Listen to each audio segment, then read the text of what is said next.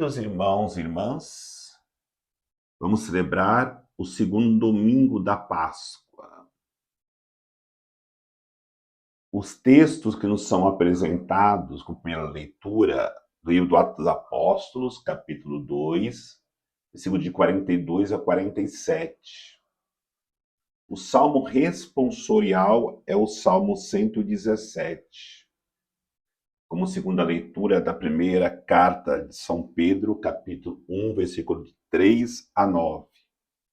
Evangelho de São João, capítulo 20, versículo de 19 a 31.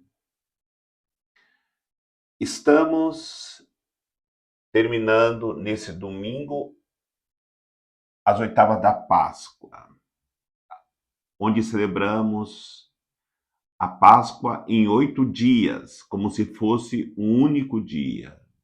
E amanhã entraremos no tempo pascal, que irá até o domingo de Pentecostes. A liturgia da palavra nos ensina que para mostrarmos que de fato fizemos experiência de ressurreição, nós precisamos vivermos como comunidade, fazermos a experiência da misericórdia de Deus. Aliás, este domingo é o domingo da misericórdia, instituído por São João Paulo II, para que possamos assim acreditarmos e vivemos sob a misericórdia de Deus. E o Evangelho nos ensina que é necessário nos abrirmos à fé para que, de fato, demos testemunho de ressurreição. A começar pela vida comunitária. Vai dizer a primeira leitura que os discípulos da igreja primitiva tinham tudo em comum e que eles viviam em um só coração e uma só alma. E ninguém dizia que era seu aquilo que lhe pertencia, colocava em comum. Não é possível nós vivermos como igreja se nós não trabalharmos pela unidade. E a unidade não se realiza com palavras, mas com gestos concretos de cada um colocar em comum aquilo que lhe pertence. E quando nós falamos em colocar em comum o que lhe pertence, não está ligado unicamente às coisas materiais. É claro que colocar em comum as coisas materiais é um grande sinal de que a pessoa fez experiência de ressurreição. Mas o colocar em comum é muito mais do que somente as coisas materiais. Como é rico um coração que partilha o amor. Como que é rico alguém que partilha seu conhecimento. Como é rico alguém que partilha o Deus que experimentou. A sua palavra, o seu amor, os seus ensinamentos, suas catequeses, e aí nós vamos criando cada vez mais esta vida de comunhão que, quando é realizada a comunhão unicamente por coisas materiais, essa comunhão não se solidifica, porque quando faltar o material, vai haver brigas, como de fato, mais para frente, em outros textos, nós vamos perceber estas brigas na comunidade pela divisão do alimento que não está sendo feita corretamente. Mas quando estamos unidos na comunhão daquilo que vem das nossas almas, com toda certeza solidifica e nada poderá romper isso. A segunda reflexão é sobre a misericórdia, a riqueza da misericórdia partilhada dentro da comunidade.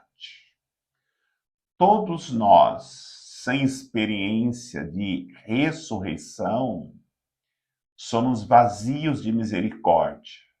No entanto, quando ressuscitamos com Cristo, como vai dizer a segunda leitura, que o Senhor derramou a sua misericórdia sobre nós somos submergidos nessa misericórdia, ficamos cheios dela, e aí poderemos transmitir aos irmãos que estão necessitados da nossa misericórdia. E é claro, quando eu falo da nossa misericórdia, é a misericórdia que nós obtemos de Deus, porque ninguém tem misericórdia se não for alcançado pela própria misericórdia de Deus.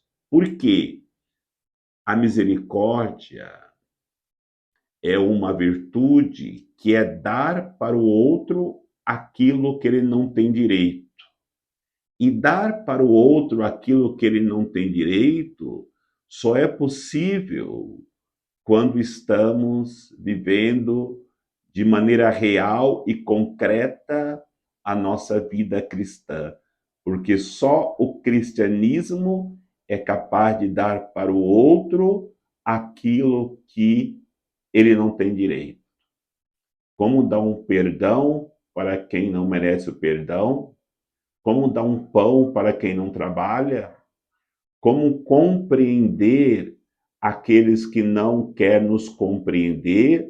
Se não for a misericórdia de Deus, é impossível realizarmos estes atos de misericórdia. E o Evangelho fala da fé. Para que possamos experimentar a fé, é preciso que nos abramos à graça de Deus. O Evangelho nos mostra a situação dos apóstolos após a condenação de Jesus. Eles estavam com medo, estavam trancados, devido ao medo de acontecer com eles o mesmo que aconteceu com Jesus. No entanto, muito mais do que eles estarem trancados naquela sala do cenáculo, o Evangelho quer transmitir para nós a realidade de eles estarem trancados em seus corações. O medo nos fecha, o medo nos tranca, principalmente para o amor. E Jesus aparece no meio deles para poder abrir os seus corações, destrancar os seus corações. E aí entendamos, Jesus ressuscitado pode transpor as portas materiais que estão fechadas, mas ele não pode transpor os nossos corações se estiverem fechados. E aí nós ouvimos no Evangelho esse processo que Jesus realiza para destrancar os corações dos apóstolos que estavam fechados. A primeira realidade que ele apresenta para que eles possam se abrirem é a paz. A paz esteja convosco. Um coração fechado não tem paz. Não se encontra paz em um coração fechado. No momento que eles recebem a paz de Cristo, começa um processo de transformação naquelas vidas que até então estavam machucadas, magoadas, feridas, porque tinham confiado tudo na pessoa de Jesus. De repente, Jesus morre, estavam desempregados, tinham até mesmo, muitas vezes, abandonado a família para viajar com Jesus, e daqui a pouco se encontram com as mãos vazias. E o desespero bate no coração de cada um, e a primeira atitude é se fechar. Aí começa um outro processo na vida deles. E Jesus ensina a graça do perdão. A quem perdoardes os pecados serão perdoados, e aqueles que retiverdes serão retidos. Da mesma maneira que Jesus vai curando o coração dos apóstolos, ele já vai ensinando como eles deveriam fazer na missão que ele iria confiar a cada um deles. No entanto, eles precisavam entender que se estavam naquele momento olhando para o sinédrio que havia julgado e condenado Jesus, se eles estavam magoados com os judeus, com os governadores romanos, Pilatos, Jesus ensina: é necessário, para que vocês possam realizar a missão, perdoar a todos. E depois que vocês forem, também ensinem o mesmo a todas as pessoas, que é necessário perdoar para poder realizar a missão.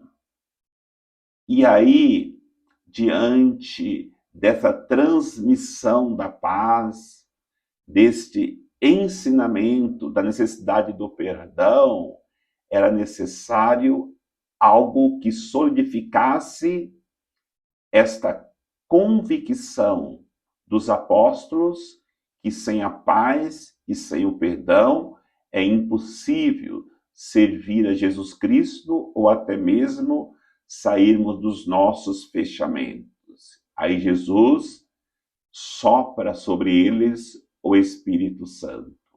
Recebei o Espírito Santo. No momento que eles recebem o Espírito Santo, não há mais medo, a paz, mesmo nas perseguições, nas tribulações, enche os corações de cada um deles, e eles conseguem perdoar todas as ofensas feitas. Queridos irmãos, tudo isso que Jesus faz com seus apóstolos é fruto da sua misericórdia, porque eles não mereciam, pois eles haviam abandonado Jesus e fugido com medo da cruz. E agora essa palavra serve de maneira muito profunda para cada um de nós. Nós não somos merecedores da paz de Deus. Nós não somos merecedores da misericórdia de Deus. Nós não somos merecedores do perdão de Deus. Nós não somos merecedores do Espírito Santo.